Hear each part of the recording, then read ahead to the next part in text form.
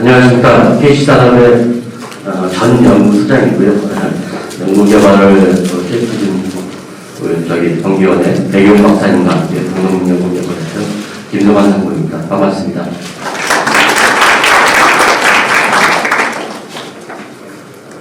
먼저 이제 저희 중소기업입니다. 사실 중소기업이지만 저희 회장님이 어떤 진짜 엄청난 각오와 특단으로 해서 시작하게 된 개발 사업이었고요. 지금도 이제 한참 진행 중에 있습니다. 그래서 여러분께서 많은 관심과 배려 부탁드리겠습니다. 그러면 지금부터 프리캐스트 컴포니트 모듈러 건축에 대한 전반적인 상황, 그리고 저희가 PC 박스형 건축 모듈에 대한 부분, 모듈 건축에 대한 부분에 대해서 말씀을 드리겠습니다.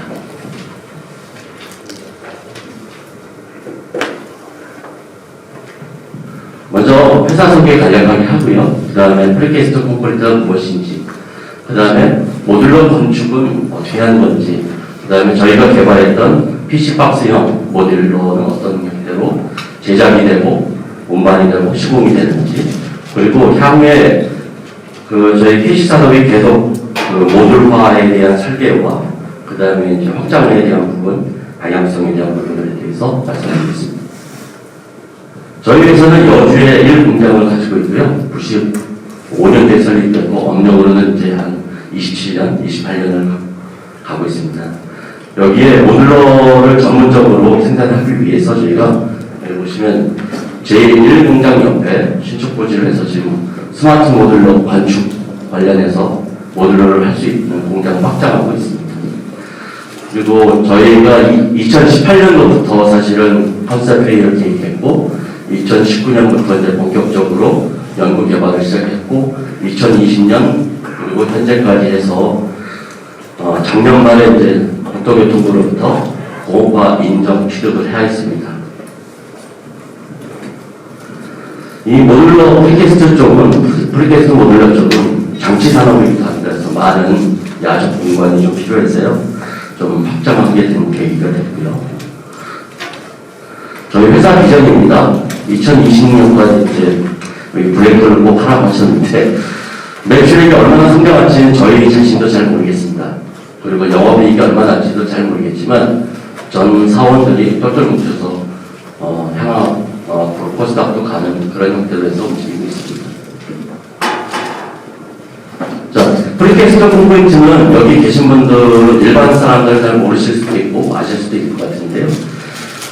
공장에서 사전 제작돼서 현장으로 운반할 수 있게, 그러니까 RC 콘크리트를 사전에 공장에서 제작해서 현장에서 조립할 수 있는 형태의 기둥고 슬라브 형태로 만들거나 혹은 일체화된 큐빅 형태의 슬라브 형태를 만들어서 현장에 반입해서 하는 그런 형태의 제품이 되겠습니다.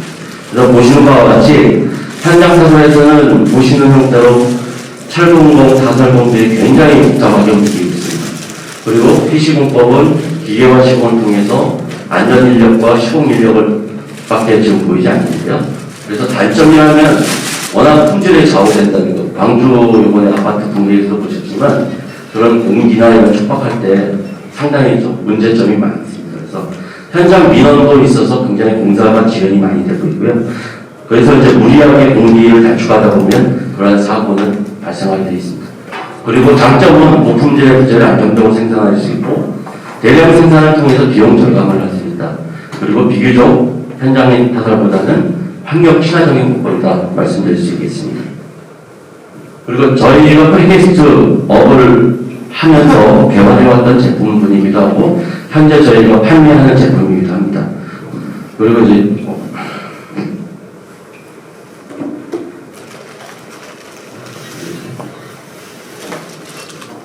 됐습니다. 제품으로 보면은 이제 투목 PC 제품부터 터널에 들어간 세그먼트, 그 다음에 이제 암거, 저희 이제 태동과 동시에 같이 갔던 제품이기도 하고요. 그 다음에 현재 건축 PC에 대한 확장성도 지금 가져가고 있고요. 그 다음에 건축 PC에 사용되는 박스형 모듈러가 개발되고 지금 제작되고 있습니다. 그래서 스마트 건설의 행축이기도 합니다. 모듈러 건축은. 여기서 보시면 그 베네피스를 많이 보실 수 있는데요. 건설 생산성 향상이라든가 난 사업재해에 대한 가장 관심은 없는데요. 재료를 감소를 통할 수 있고요. 공장 생산 제품이랑 품질에 대한 확보를 할 수 있다는 게 가장 큰 매력이라고 할 수 있겠습니다. 그리고 요즘은 이제 이 스마트 관련된 그 IoT 기술이라든가 이런 부분들이 상당히 개발이 많이 되고 있습니다. 그래서 이제 모듈러 건축에서는 사실 두 가지 방법이 있고요. 사실 여기서 보시는 것처럼 층층이 쌓아가는 적층식과 그 다음에 선박이나 이런 데 그 룸을 만들기 위한 인필식 방식 이런 형태가 지금 현재 업계에서 좀 이루어지고 있고요. 모듈러에 대한 건축의 필요성은 앞에서도 잠깐 말씀드렸습니다만 전문 인력들이 없습니다. 그리고 이제 기상변화에 너무나 많은 그 공사 지연들이 이루어지고 있고요. 그 다음에 이제 건설 현장의 환경과 안전 문제가 너무나 큰 대두가 되고 있고, 그 중대재해법에 대한 처벌도 강화돼서 상당히 이제 프리캐스터 콘크리트, 즉 OSC 산업 형태로 상당히 이제 올라갈 것으로 전망하고 있습니다.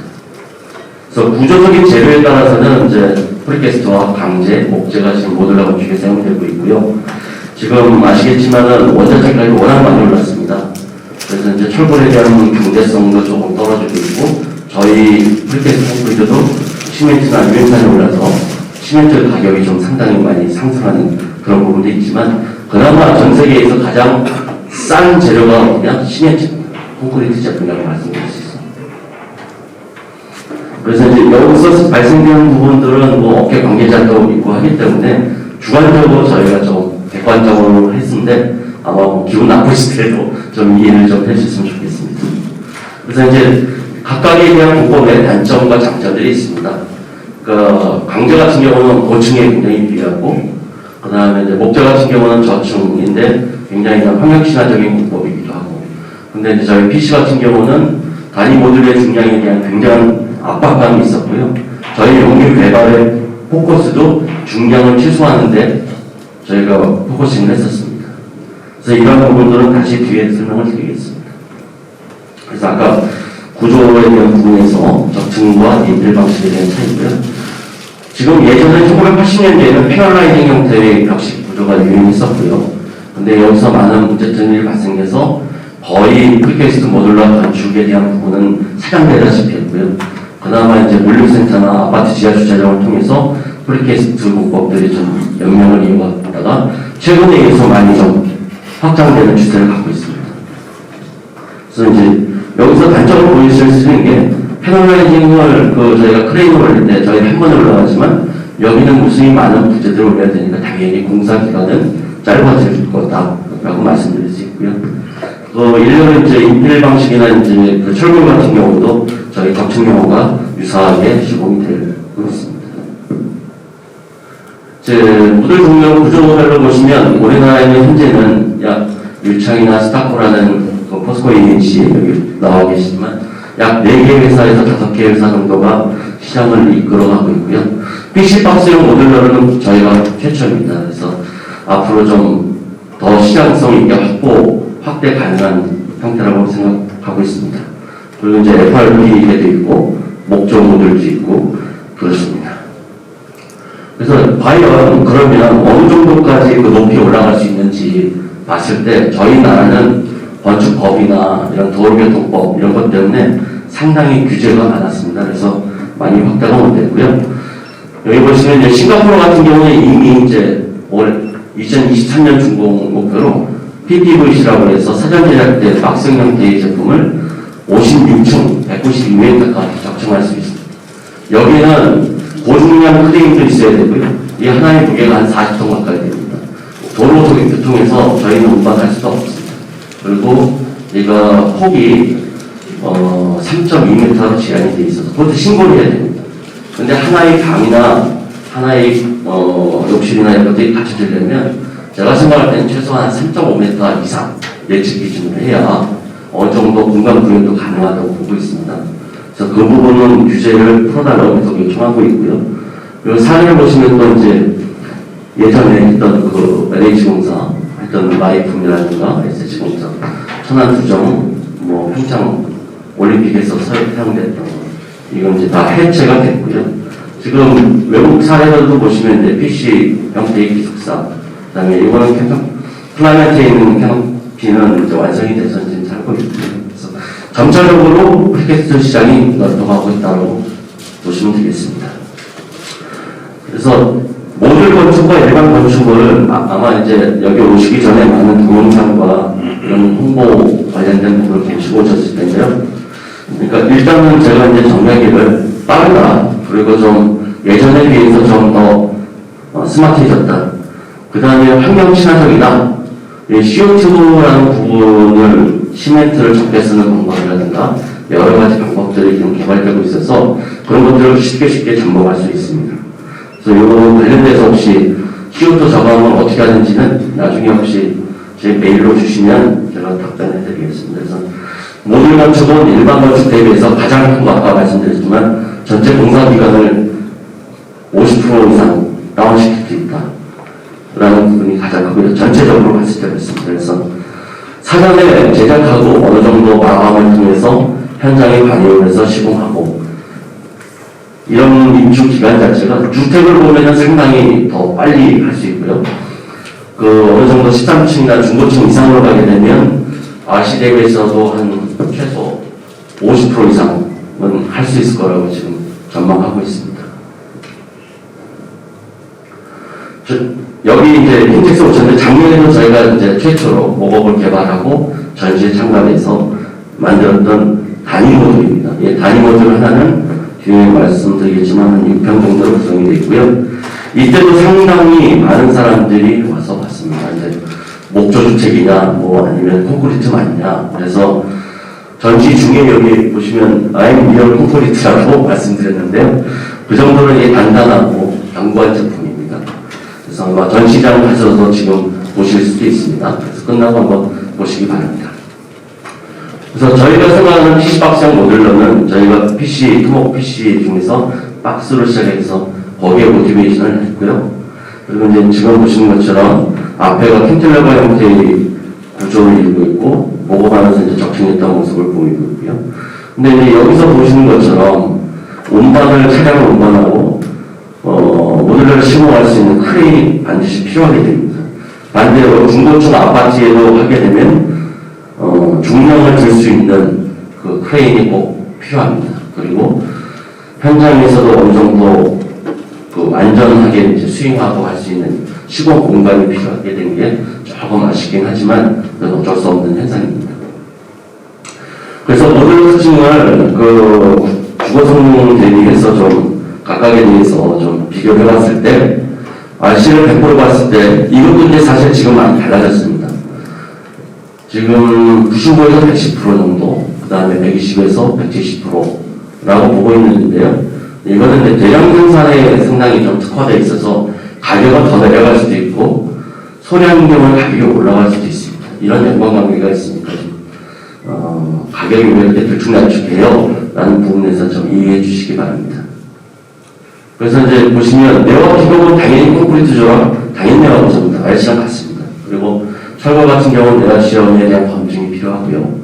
그 다음에 차원 성능이나 진동 성능 품질 일부분들은 오랫동안 콘크리트 조합을 했기 때문에 다 어느 정도는 우수하다고 보고 있습니다.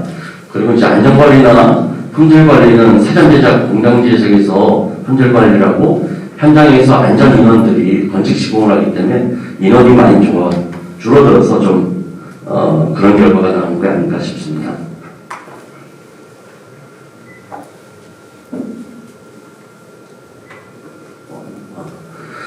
생산 순서에 대해서 말씀을 드리겠습니다. 일반적인 콘크리트 형태랑 프리캐스트 콘크리트 형태 제작 형태랑 똑같은데요. 먼저 연결자의 본체물을 만들기 위해서 몰드를 세팅을 하고요. 거기에다가 철근을 배분하고 타설 과정을 거치고, 그 다음에 이제 여기에 이제 양생을 하게 됩니다. 그래서 양생을 하고 난 후에 타령을 해서 야적을 해놓고, 바닥슬하고도 이제 몰드를 만들 데다가 철근 배분하고 타설 양생을 하고 타령을 하게 됩니다. 그래서 이 두 개를 합쳐서 단위 모듈이 하나가 생성이 되게 되어 있습니다. 그러면 이 단위 모듈을 어떻게 할 것이냐에 대한 부분에서 크레인을 통해서, 트레일을 통해서 현장까지 반입을 하고요. 그 다음에 코어가 완성되는 경우에는 RC 코어를 먼저 선행을 해놓고 또 옆으로 해서 적층을 해서 이렇게 모듈을 쌓고 있습니다. 그리고 이제 모듈이 조립을 하고 내장 공사와 단열재 시공성 내장 공사를 통해서 마감 공사가 진행이 되고 이렇게 주택이 완공된 걸 보실 수 있습니다. 그래서 공업하우스에 대해서 간략하게 설명을 드리면 저희가 이제 이걸로 공업주택 인정도 받았기 때문에 이걸로 잠깐 설명을 드리겠습니다. 모듈은 4개가 설치가 되어 있고요. 여기 RC 코어 부분이고요. 그래서 이제 약한 단위 모듈당 내측 기준으로 했을 때는 5.28평 정도, 약 6평 정도가 나옵니다. 그래서 저희 여주 공장에 오시면 이 모업하우스를 보실 수 있고요. 또 제주에도 저희가 공장이 있습니다.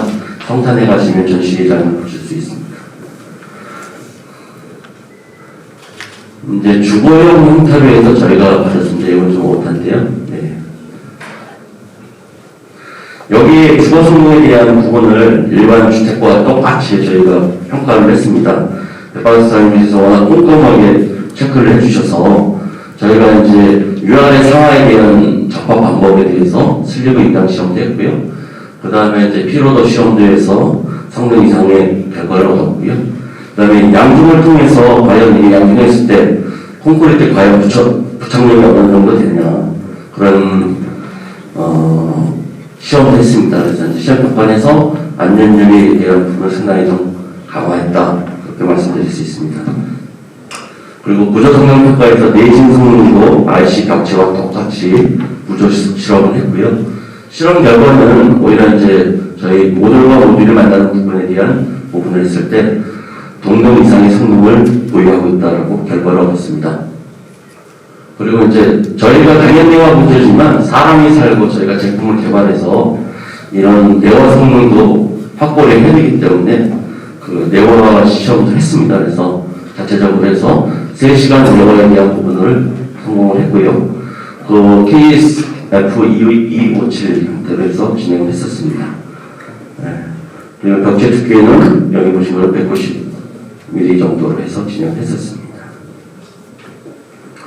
그리고 이제 요거는 이제 2시간 내화라고 해서 여기 보시면 슬라브 내화 성능 2시간 확보에 대한 부분 천정 슬라브 기준 130mm 이상에서 2시간 내화도 확보를 했습니다.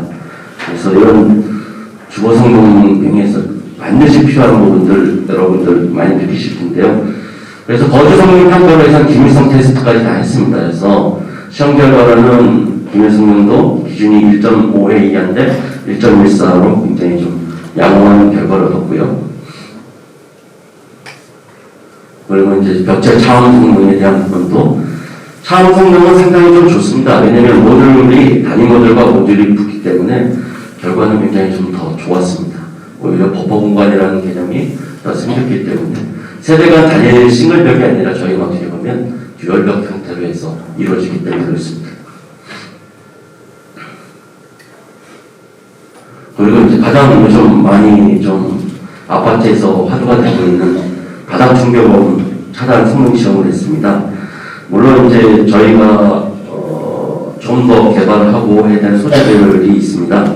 그것들이 하반기에 좀 적용이 되면 바닥 충격음도 1등급 형태로 해서 올라가지 않을까 싶은데요. 여기 보신 것처럼 바닥 슬라브 부분은 기숙사부터 중주거 시험을 일단 해서 경량은 3등급 그 다음에 중량은 55dB에 대한 부분을 받았고요. 그 다음에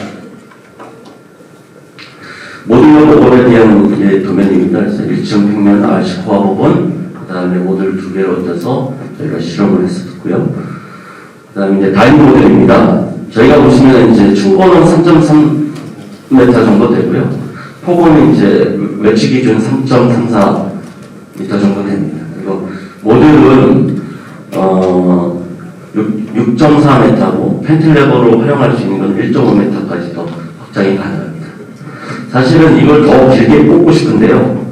그렇게 되면 중량이 좀 초과돼서 좀 아쉬운 점이 있습니다. 그래서 트레일러나 운송 기준을 좀 정부에서 좀 완화해 주시면 좀 크게 만들어서 좀 더 편한 생활 공간으로 만들 수 있지 않을까 생각합니다. 그래서 보시는 대로 일반 형태의 그 단위 모델은 기숙사 정도 사이즈거든요. 원룸 기숙사.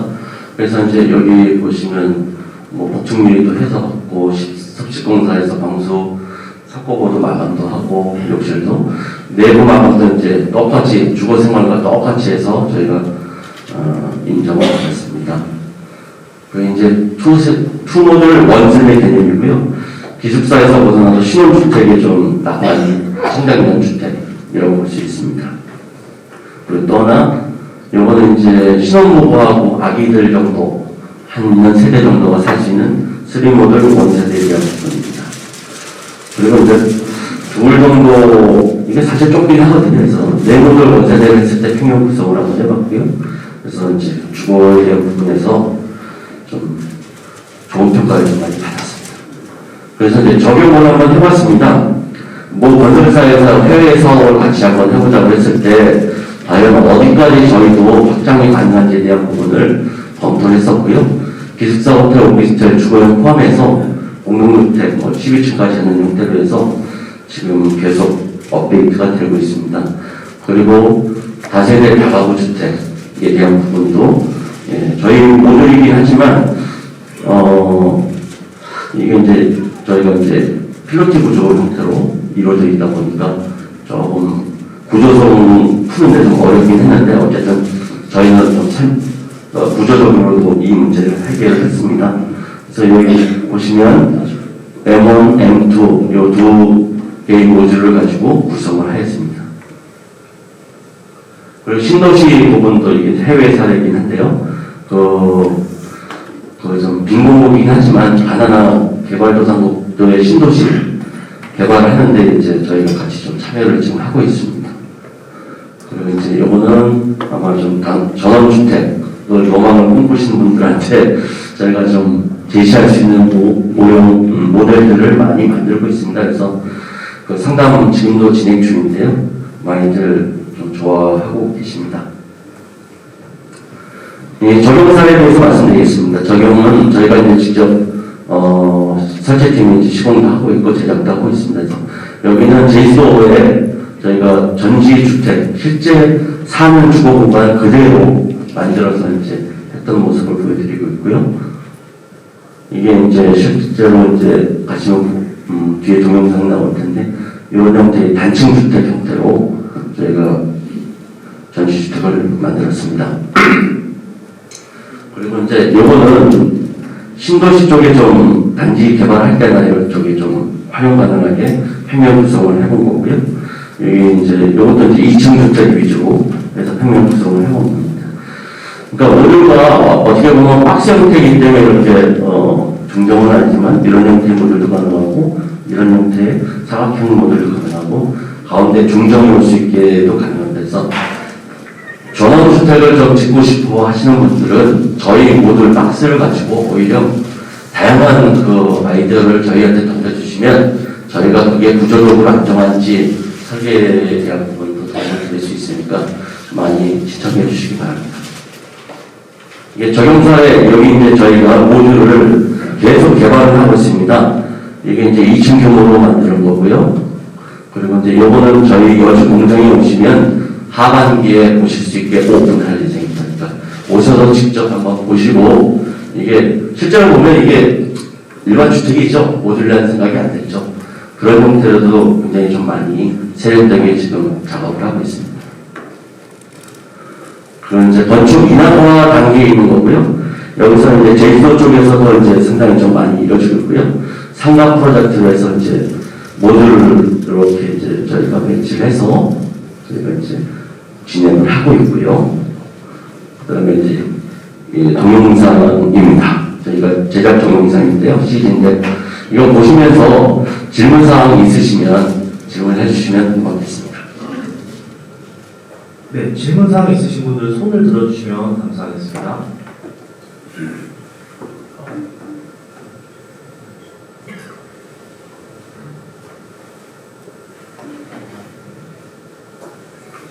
뭐 아무거나 괜찮습니다. 네.